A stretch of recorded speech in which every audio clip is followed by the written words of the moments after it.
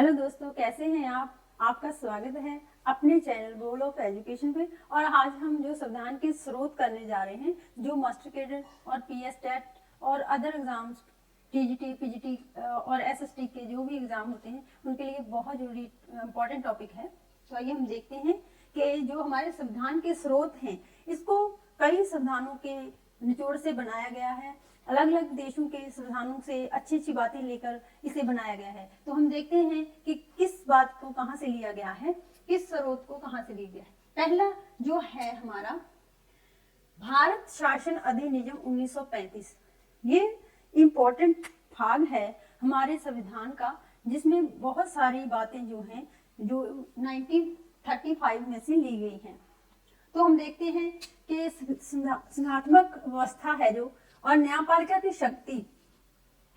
आगे है राजनीतिक जो है कि आधारभूत संरचना, लोक सेवा आयोग और जर्मनी का आपातकालीन उपबंध है जो, वो हमारा कहां से लिया गया है? भारत शासन अधिनियम 1935 में से लिया गया है। तो आगे हम देखते हैं कि जो है प्रावधान, जो संविधान अलग अलग देशों के संविधान हैं, उनकी अच्छी बातें जो हैं हमारे संविधान में जो ली गई हैं, ऐड किया गया है, वो कौन सी बातें हैं? पहले हम देखते हैं पूर्व सोवियत संघ है जो, पूर्व सोवियत संघ, वहां से मूल कर्तव्य लिए गए हैं। मूल कर्तव्य जो है हमारे मुख्यतः 11 हैं। अधिकारों का तभी मतलब हमारे लिए इम्पोर्टेंस होगी अगर हम अपने कर्तव्य का पालन करेंगे। अपने देश के राष्ट्रीय झंडा, आदर्शों, उसके राष्ट्रीय गान गीत, इनका हम पालन करेंगे, इनके सम्मान करेंगे, तो हमारा जो है वो कर्तव्य बनता है। और वो बातें जो हैं हमें इग्नोर करनी चाहिए जो स्त्रियों के सम्मान को कम करती हैं। और जो हमारे वन हैं, प्राकृतिक जो मतलब हमारे हैं वन, पक्षी, जीव जंतु, इनकी रक्षा करना भी हमारा कर्तव्य है। तो आगे हम देखते हैं कि अमेरिका से क्या लिया गया है। अमेरिका के घोषणा पत्र से हमारे मौलिक अधिकार लिए गए हैं, जो पहले 7 थे अब 6 हैं। और मौलिक अधिकार जो है वो हमारे संविधान की जो बहुत ही इम्पोर्टेंट है। तो नागरिकों के लिए जो दिए जाते अधिकार हैं उनको मौलिक अधिकार कहे जाते हैं। सर्वोच्च न्यायालय है जो, उसका कंसेप्ट भी कहां से लिया गया है? अमेरिका से लिया गया है। न्यायिक पुनर्विलोकन एवं न्याय की स्वतंत्रता, इसका कंसेप्ट भी हमारा अमेरिका के से लिया गया है। आगे देखते हैं हम, इसमें क्या है कि जैसे कि न्याय को स्वतंत्रता देने का अर्थ ये है कि हमारे जो न्यायपालिका है वो कार्यपालिका और विधानपालिका से स्वतंत्र है। आगे देखते हैं संविधान की स्वर उच्चता। संविधान को स्वर उच्च बनाया गया है। अमेरिका के संविधान से ये कंसेप्ट लिया गया है कि संविधान जो है स्वर उच्च है।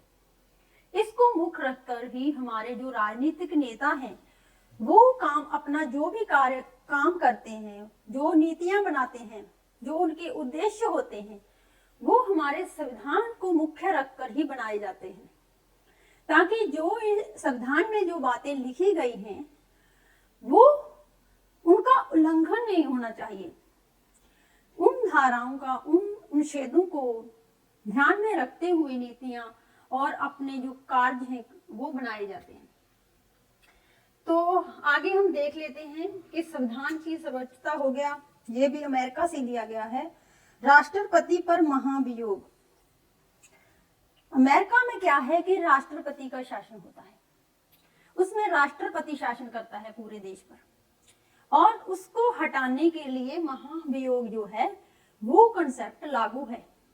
वही हमारे देश में कंसेप्ट लागू किया गया है कि अगर राष्ट्रपति को पूरी शक्ति नहीं दिया गया है, उसे नामात्र का मुखी बनाया गया है, लेकिन उसे जल, थल और हवाई सेना का कमांडर बनाया गया है। और जो राष्ट्रपति है ये हमारे देश का पहला नागरिक भी है। और इस पर महाभियोग है जो अनुच्छेद 61 के द्वारा लगाया जाता है।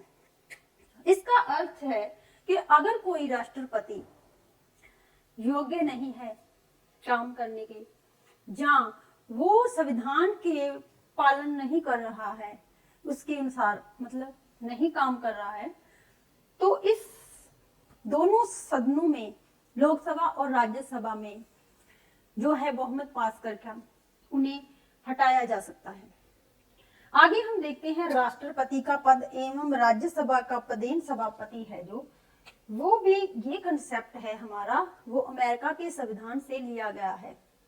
उपराष्ट्रपति, उपराष्ट्रपति है वो जो है वो राष्ट्रपति के, अगर मतलब वो उसकी पदवी खाली है, जहाँ वो उसको महाभियोग के द्वारा हटा दिया गया है, जहाँ उसको कोई मतलब बीमारी की वजह से उसे मतलब छुट्टी पर है, तो राष्ट्रपति है वो उपराष्ट्रपति है वो राष्ट्रपति की जगह पर तब तक काम करेगा जब तक मतलब 6 महीने के अंदर राष्ट्रपति जो है की रिकवरी नहीं हो जाती है पद की, और उसको जो है राष्ट्रपति की जो है फैसिलिटीज वो मिलेंगी, जो भी राष्ट्रपति को मिलती है तनख्वाह वही मिलेगा, मान रखते वही मिलेंगे।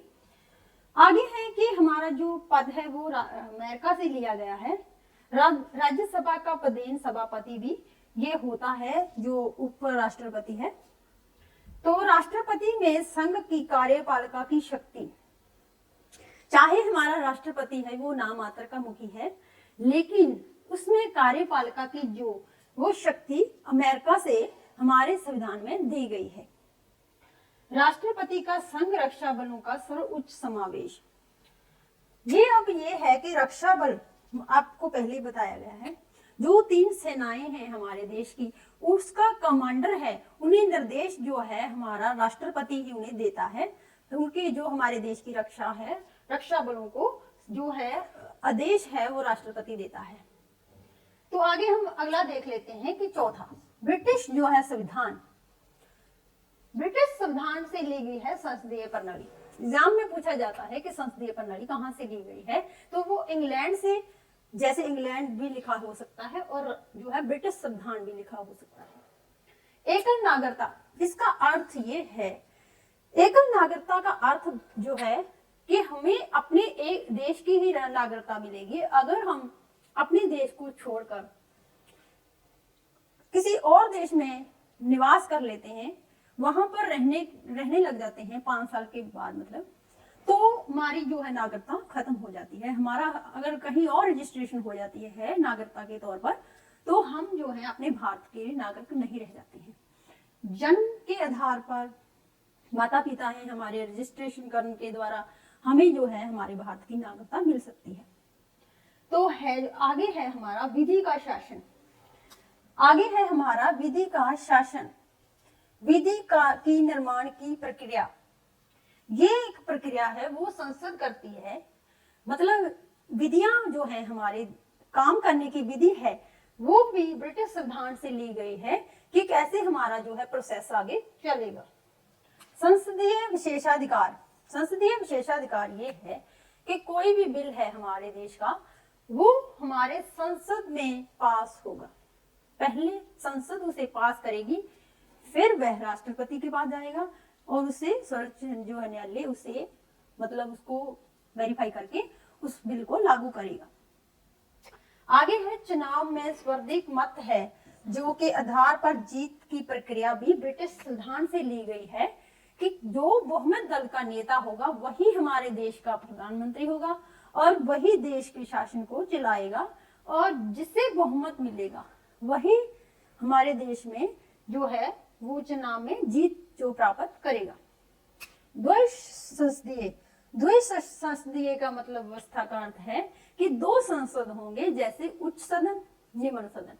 उच्च सदन हमारा राज्यसभा है और जो लोकसभा है हमारा वो निम्न सदन है। जो हमारे लोकप्रिय है लोक सदन है, जो लोकप्रिय है वो हमारा लोकसभा है, जो लोगों द्वारा वोट डालकर चुना जाता है 5 साल के लिए। तो आगे हम देखते हैं अगले स्रोत हैं जो संविधान के जो स्रोत हैं, कर्नाटक के जो संविधान से जो स्रोत हमारे भारत में लिए गए हैं वो कौन से स्रोत हैं। पहला है हमारा सरकार की संघीय व्यवस्था है, जो हमारे भारत में ली गई है, वो कर्नाटक से ली गई है। संघीय व्यवस्था, केंद्र के पास अवशिष्ट शक्तियां, केंद्र को मजबूत बनाया गया है राज्य के मुकाबले, क्योंकि उसको ज्यादा शक्तियां और उससे मतलब शक्तिशाली बनाया गया है, ताकि जो राज्य हैं वो मतलब अलग होने की ना सोचे, या फिर केंद्र से ज्यादा बढ़कर मतलब वो हमारे देश में कोई शांति ना पैदा करें। तो इसीलिए केंद्र को मजबूत बनाया गया है, ताकि हमारे देश में अनुशासन बना रहे। जो केंद्र है वो राज्यों को कंट्रोल करता है, और ज्यादा शक्तियां भी हैं जो कानून बनाने की वो केंद्र के पास है। संघ तथा राज्य के बीच शक्तियों का वितरण जो है वो भी कर्नाटक से हमारे भारत के संविधान में लिया गया है। सरकारिया आयोग है उसके द्वारा ये जो कंसेप्ट लाया गया था, उनके द्वारा ये कहा गया था कि केंद्र और राज्य में जो शक्तियों का जो विभाजन किया गया था, कुछ शक्तियां जो राज्यों को दी गई और कुछ केंद्र को। इस प्रकार हमारे देश का शासन इन दोनों के द्वारा चलाया जाता है। आगे है हमारे ऑस्ट्रेलिया का संविधान है, उनसे हमें हमारे देश में कौन सी अच्छी बातें जो है ली गई हैं, जिनसे हमारे जो संविधान में ये बातें ऐड की गई हैं। पहली है 7वीं अनुसूची है, जो है समवर्ती सूची। कुछ विषय ऐसे विषय थे जिन पर दोनों ही मतलब कई बार कानून बनाने में बहुत ज्यादा दिक्कत हो जाती थी कि कानून केंद्र बनाए या राज्य बनाए। तो हमारी 3 सूचियां तैयार की गई हैं, केंद्र सूची, राज्य सूची और समवर्ती सूची। समवर्ती सूची में कुछ विषयों को शामिल कर दिया गया, जिस पर दोनों ही जो है अपने रह दे सकते हैं और कानून बना सकते हैं। और इसमें जो विषय हैं उन पर दोनों ही जो है दोनों की सहमति जरूरी है। ये है अगला है हमारा प्रस्तावना की भाषा।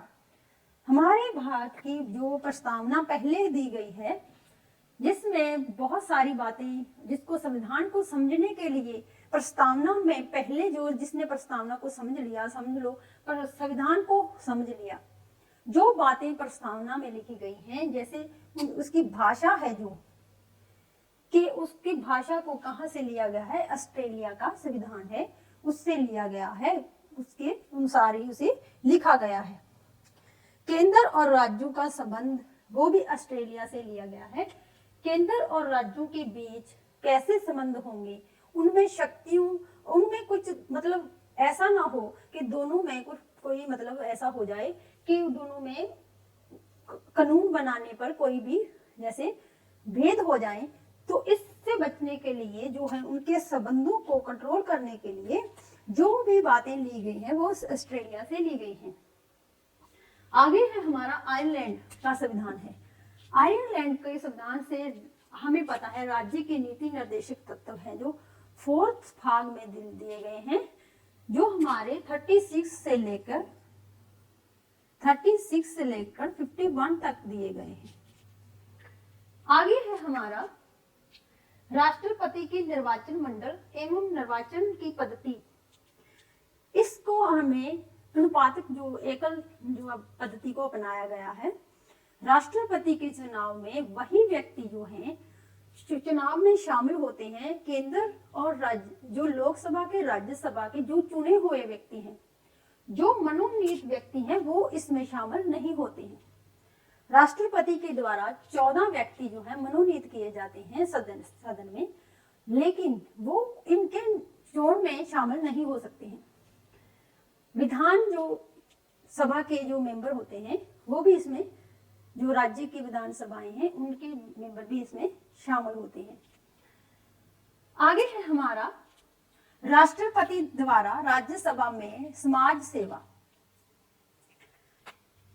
अगला है जैसे समाज सेवा कर सकता है, साहित्य, कला एवं विज्ञान के क्षेत्र में मनोनीत जो व्यक्ति होते हैं उनका कंसेप्ट भी जो है वो हमारे संविधान में जो है आइसलैंड से लिया गया है कि वे जो है 12 मेंबर हैं, वो राज्यसभा में राष्ट्रपति उन व्यक्तियों को मनोनीत करता है जो साहित्य, कला और विज्ञान के क्षेत्र में प्रसिद्धि प्राप्त की हो जिन व्यक्तियों ने। जापान है, जो जापान से आगे देखते हैं हम कौन सी बातें हैं जो हमारे संविधान में ली गई हैं। विधि द्वारा स्थापित प्रक्रिया का सिद्धांत। अगला है दक्षिण अफ्रीका, ये बहुत ही इंपॉर्टेंट है। जैसे संविधान का संशोधन की प्रक्रिया जो है, जो 368 अनुच्छेद में दी गई है, वो हमारी दक्षिण अफ्रीका से ली गई है। तो thanks for watching my video.